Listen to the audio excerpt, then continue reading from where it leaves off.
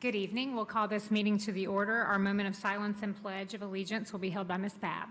Please stand for a moment of silence.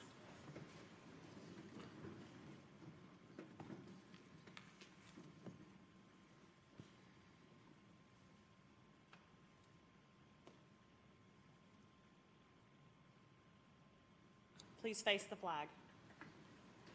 I pledge allegiance to the flag of the United States of America and to the republic for which it stands, one nation, under God, indivisible, with liberty and justice for all.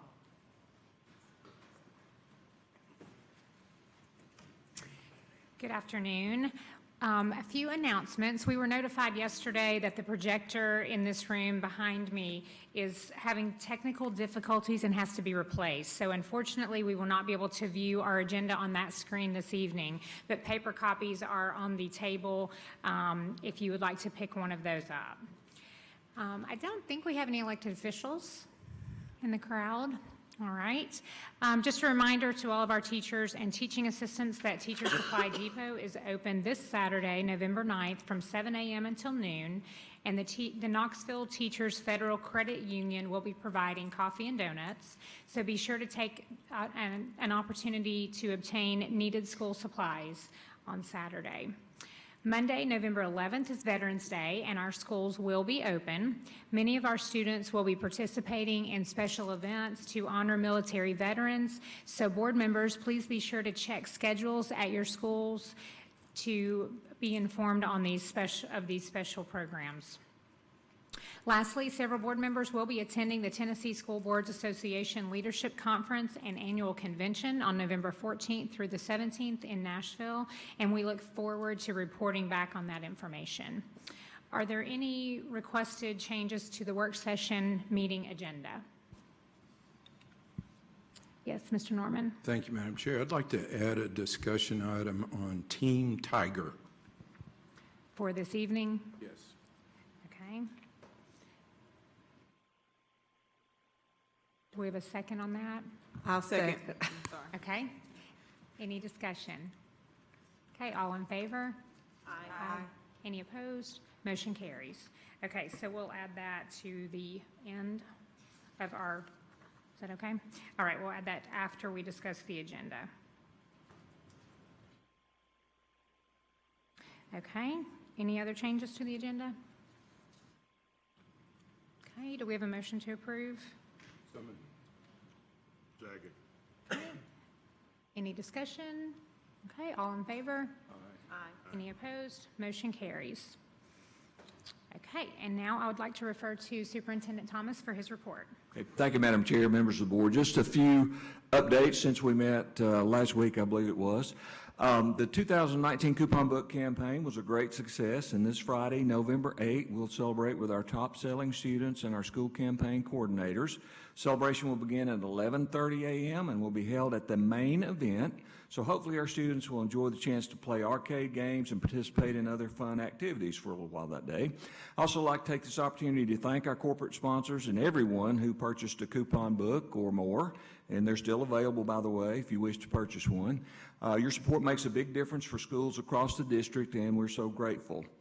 Speaking of community partners, KCS will host its annual Principal for a Day program on Tuesday, November 12th. This is a great opportunity for business leaders, elected officials, nonprofit leaders, and others to get an up-close look at our schools and gain a better understanding of how we can join hands on the work of teaching and learning. In addition to touring schools and meeting principals, participants will gather for lunch to share their observations. I'd like to thank everyone who signed up to participate, and I certainly look forward to being a part of this event and hearing from our principals for a day. Finally, I'd like to remind the board and KCS community that Thanksgiving break will be observed from November 27th through the 29th. Hard to believe that Thanksgiving is just around the corner, but I'd like to express my thanks to all of our employees for their dedication to our mission, and I hope you enjoy a few days off with your loved ones. Madam Chair, members of the board, this concludes my report for this evening. Thank you very much. Thank you, Superintendent Thomas. Okay, and now, board members, just a reminder that you received an email yesterday explaining several updated items on our agenda. So to go through those quickly, the updates were on items 10A, 11A, 12A and 12C. Item 10A is a grant contract for the TDOE EPIC grant, and the amount listed on page 3 of that contract is incorrect. As soon as an updated contract is received from the state, the attachment will be updated. On 11A, the term of the contract on page 1 was corrected to December 1st, 2019, corrected from December 1st, 2019 to November 30th, 2022. I'm sorry, I believe that is the window. Is that correct? So the correct window for the contract is December 1st, 2019 to November 30th, 2022. And the Law Department made slight revisions to the lease agreement for item 12A to reflect Knox County is the owner of that property. And then finally on item 12C, page 3 of the annual authorizer report was difficult to read, so it has been updated for clarity. Also on item 12C, several individuals are here from Emerald Academy this evening, and out of respect for their time, I would like to propose that we move this item to the front of our discussion, unless anyone has an objection. Okay, so we will go ahead and begin with the very last item, which is 12C. So we'll begin with our report from Emerald Academy.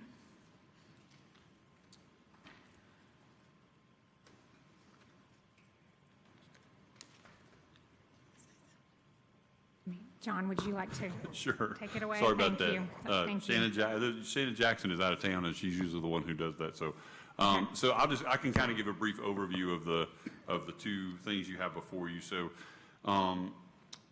the two parts. One is the 5-year midterm report. It's a 10-year contract with the charter school, and we're required to have the midterm where they're at the end of the 5 years, and so that's the one report you see there. Narrative there as well from the charter school. They have things that they're continuing to work on, things that they have done well that are listed in there. And then the other one you have is the annual review that we're required to do and turn in by December the 1st. And that framework was one that this board has voted on to use for the monitoring tool. It's in there as well. Clint Sattler's here from REA if there are questions about specific to how we come to those measures or how we calculate those measures. And again, I think the Emerald team is here as well if there are questions specific to the charter or to their performance. Okay. Do we have board members with questions?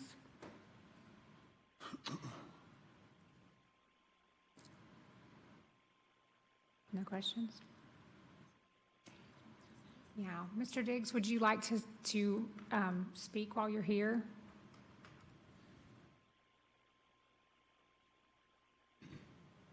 Give us a brief update of kind of a summary of the year, please. Thank you. Appreciate this opportunity, and we appreciate continued work with Knox County Schools. Dr. Roswick mentioned Shannon Jackson, our liaison, and she's been a big and significant help to us in trying to make the school a better place for the scholars attending from Emerald Academy. And tonight obviously is a check-in at the halfway point of our contract, and we're very proud of the fact and excited to report that we're exactly where we thought we would be at this time when we submitted application. Are we pleased and feel like we've accomplished everything? Absolutely not, but we are encouraged about the fact as a new startup, we see it almost a new business startup, and 5 years into it, we're real encouraged about a number of our academic gains and achievement at this time. But obviously you're a real concern. We all are concerned and understand the importance of third grade reading, how critical it is, and very encouraged about the fact that this year that our third graders, or this past year, our third graders outperformed the Knox County average and the Tennessee state average and their achievement, and we look forward to more accomplishments going forward. But we do appreciate you. Thank you. Any questions? Okay, thank you, Mr. Diggs. Okay, all right, then we'll go back to the beginning of our agenda and review contracts 1 and 2.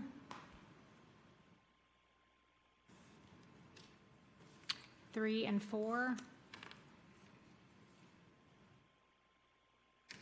5 and 6,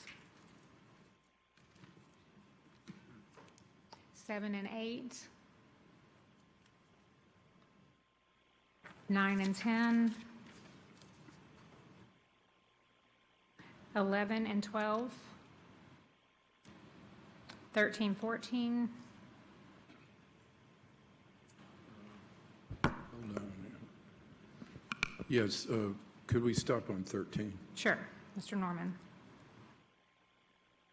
I don't know whether the board, I know the board has discussed naming before past boards, and so I just wanted to try to check the temperature, I guess, of the other board members on this. There's something about naming, and I'm sure, I don't know Mr. Henson, I'm sure he's an awesome guy. He's done all this stuff for Carnes, and but there's just, I'm just hesitant to name things for people that, you know, certainly when they're still in employ of the county, and I would even hesitate to do that even if he wasn't and was retired over a long time. There's just something about that that's troubling. It's like the Paterno fiasco at Penn State and all that stuff. But just wanted to see how we felt about it. Ms. Owen? I believe the policy used to say, I don't believe it does now, but it used to say that an employee had to be out of Knox County schools for at least 5 years before a facility could be named for that person. So I'm not sure exactly when or why that changed, but I believe that's the way it used to be worded. Okay. Ms. Hill? That is, in fact, not a part of the policy now, and I don't have a background on why it was or wasn't changed either. I appreciate this discussion. I have to tell you, I hate it because we were trying very hard to make this a surprise. But I do know this person, and do know that he and his family have committed above and beyond what might be expected for this type of honor with our kids in our community. Thank you, Ms. Hill. Ms. Satterfield? Thank you, Madam Chair. I'm just curious, Tony, I guess I'm just curious on what is the hang-up with that, because that's one of my personal big goals, is to become real rich and donate to a building to get it named after me. So I'm just really curious on what could be like, what is the other side of it, because that's my side of it. Mr. Norman? Okay, the hesitancy that I have is just that there could be something that could happen that we would go, well, we named this after somebody who ends up being somewhat disreputable or whatever. And then what do you do? And that becomes an embarrassment for the school and for us. And I just think we ought to be more careful about it. And especially, I think something like the thing Ms. Owens just mentioned would be something that would be a lot more careful, I guess, about making a mistake. Okay, thank you for that discussion. I think that, oh, sorry, Ms. Bounds. Well, yeah, thank you, Terry. Either way, I'm not speaking for or against, but I do know that Mr. McMillan and I just attended one that we had done at Gibbs Elementary for a very, longtime member of the community who is no longer living, but still, so I think we've kind of set that precedent, so I don't know how we deal with it, but anyway, I just wanted to make you aware of that. So as of a month ago, we did that, so. Okay. Mr. McMillan, did you want to add something? Just a comment. I can't tell you the exact year, but we did a similar thing for the former basketball coach at Gibbs, and he was retired. He's still retired. He's still living today, but I can't remember how long, whether he'd been retired, 3 years, 5 years, or whatever, but he was not employed by Knox County Schools. And it was relatively simple back then. This was probably, oh gosh, 2007 or 8, maybe 10. I don't remember, but they were honoring a particular team at the same time, and then they did this as kind of the climax to it. But it's a little bit different, than what you're talking about, where the person is still employed. I don't know this person. I know of him. I've never heard anything but complimentary things about him. But I do see your concern, Mr. Norman. Thank you. And it seems, thank you, Madam Chair, it seems like we should have some kind of guidelines or some kind of policy that would help us with this. And I know there's buildings that have been named after people that we have employed or have just been recently employed, and so it's been a practice of naming facilities or whatever, workout rooms, et cetera. And I just think we need some guidance on it. So I'd like to refer it to like a policy meeting or whatever. That's what I was going to suggest, Mr. Norman. The policy currently does not have any stipulations or guidelines around who is named, who a building or section of a building is named for. So I think that would be appropriate for a policy review, because if we're going to expect not to get additional requests, we need to have that in policy. Any other comments? Okay. Okay, number 14 or 15, 16 or 17. Okay, we'll move to board policies. A or B? Policy A. Okay, B is policy C-230. And just so the public knows, we have discussed these in policy reviews, so there's been discussion on these policies already. Okay, C is I-370. Okay, do we have discussion on D, policy I-441? E, policy I-450? F, policy J-580? Okay, and moving to grants, a question on A or B? C or D?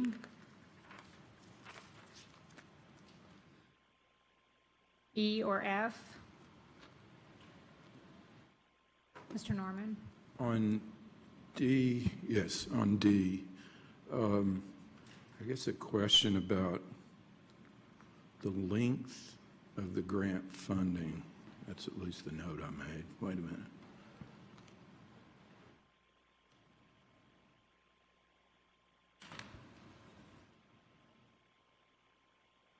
Okay, so it's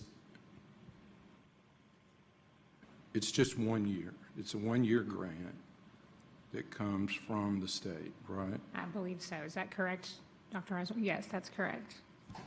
Okay, and I cruised through the grant, but I did not. Could somebody kind of summarize what's in this grant? Okay. Dr. Reisler, would you like to speak to that, or Mr. Oakes? Thank you, Madam Chair. Thank you, Mr. Norman. It actually will probably maybe a joint effort. So this is an annual grant that we receive, and it is kind of split between the two departments. So Janice Cook and her team from School Culture have some pieces with that that they use for, in this grant in particular, 2 behavioral liaisons. There's a 0.5 psychologist, some social workers, trauma-informed specialists, and then there's dollars for like Project U supplies for schools for some of the anti-bullying and things that the clubs do there with students. Also, the Helen Ross McNabb behavioral therapist, or that contract that we discussed a couple months ago, is included in that for the secondary therapist. And that's mainly the portion that's kind of used on the school culture side. And then there's also some security for our security for Gus and Russ's team too that they can speak to. So on the school culture side, some of the grant is being used for salary Correct. positions. Some for behavioral liaisons. And I think I'm going to get this right because there was a modification to it.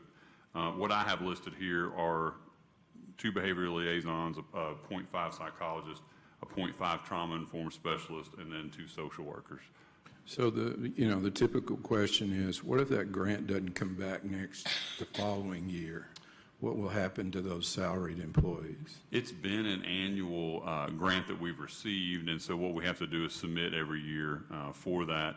And then like this year, this is actually the second submission of that. So some of those, there's been some slight tweaks to that. Sometimes the state comes back and this year, and Mr. Oakes can speak to that in a second, they wanted some different security things in it, so we kind of vary that back and forth.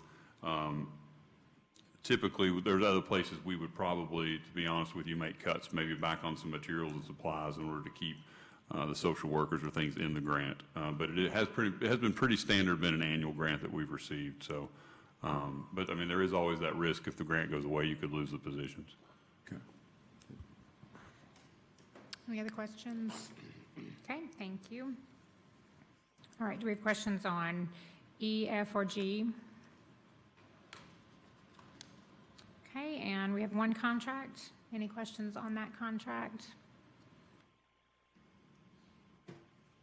Okay, and then regular agenda items. Question on A. B. Mr. Norman? Thank you. On the Lonsdale building, the new building, and I guess this is for Doug Dillingham. Is Doug still here? Mr. Dillingham, he's coming forward. Sorry to roust you up, Doug.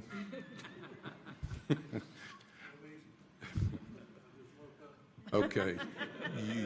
You know exactly what I'm going to ask. I'm going to ask about the program standards, the revisions of program standards that Knox County Engineering sent over, and just wondering about those, if some of those would be in consideration of the new facility at Lonsdale. They will be. As you and I discussed previously, I had sent your suggestions or engineering suggestions to Brad Salisbury at SNME, and I heard back from him just a couple of days ago that he didn't have any concerns with anything that was in there. So our plan is to implement those and insert those in our projects going forward. That's just awesome. Thank you. Thank you, Mr. Dillingham. Any other questions on that item? Okay, and so now we'll move to the item that was added, a discussion on Team and Tiger. Mr. Norman? Sorry, I didn't mean to dominate. I know, I was going to say, you've asked lots of questions and added an agenda item. Okay. Let the record show. It's all right. I'll try to keep Everybody quiet take next note of that. Wednesday. Taking notes. I'll shut Go up. ahead, Mr. Okay, Norman. and this is for John Roswick. John, on the evaluation stuff, I guess first of all, how's it going with the Tiger, the schools using Tiger compared to Team? Are we having people wanting to get back into Team, et cetera, et cetera? Are we switching over from Team to Tiger? What's going on? Thank you, Mr. Norman. I'll give you some of an update from that, and if Dr. Russell has anything to add to it, I'll let him do that. So we still have the same 8 schools on Tiger for this year. The state was kind of in a fluctuation of people in different positions this year. So they kind of told us last year, if you may recall, that we could no longer have the 2 dual systems. We had to choose one or the other. We had Renee Diamond was in with the State Department that came to meet with us and kind of walk us through different things. They were looking at some different parts of Team. All we really wanted to do was the flexibility in the process and allow principals to choose that. So they had kind of made had some thoughts with us of some things they wanted us to pilot. So we took that to mean we could continue the pilot, and we did for this year. they had some turnover in the department that came, and so Dr. Russell and I, probably 2 or 3 months ago, had a phone conversation with the new folks at the State Department, and they just want us to walk through, why we were running 2 different systems. And, basically what we told them was we like the flexibility of Tiger, and in schools where that worked, it's the same rubric, held to the same kind of instructional standards, and it just worked better for different principals. They told us they understood that but they still want us to move to one. So they kind of put us on notice that this year will be our last year to be able to run both of those. And so they also were open to the idea that we could have flexibility within that. I would say our biggest thing that we're hearing from principals and from teachers is that the rubric itself is not the problem. I mean, people have pretty much accepted and have learned a lot of the pieces to the rubric. Again, it's on the process. And Tiger does allow a little more flexibility, a little more than the team process does. So what we've kind of seen from a committee that we've pulled together, that some of the people who are a diehard team are very diehard team, and they love that. And the folks who are Tiger are they really enjoy that. They like what that's allowed them to do. So again, with Dr. Russell's help, our idea is to get with the state. They've said they'd be open for that flexibility. I think what we'd like to do is potentially keep the rubric and then allow some of the flexibilities for it to be a school-by-school decision and get the state to approve that as kind of our one model moving forward. So those schools that wanted to kind of continue what they're doing, they could continue to do that in both cases. So again, what we've heard from the folks on those committees is that, again, the schools who really like Tiger really enjoy that, and the ones who like team, some of them have expressed we're not interested in changing that. So, but the state has told us that this pilot can't continue moving forward. Okay, thank you. And I understand how some schools that are set up for a team and they're used to it and they've run through it several times, and probably the teachers also, their way of preparing for that is probably easier just to keep doing it that way. So I totally get that, but I hope that we can continue to hang on to the Tiger system, however you can manipulate that with the state. It would be appreciated. Thank you.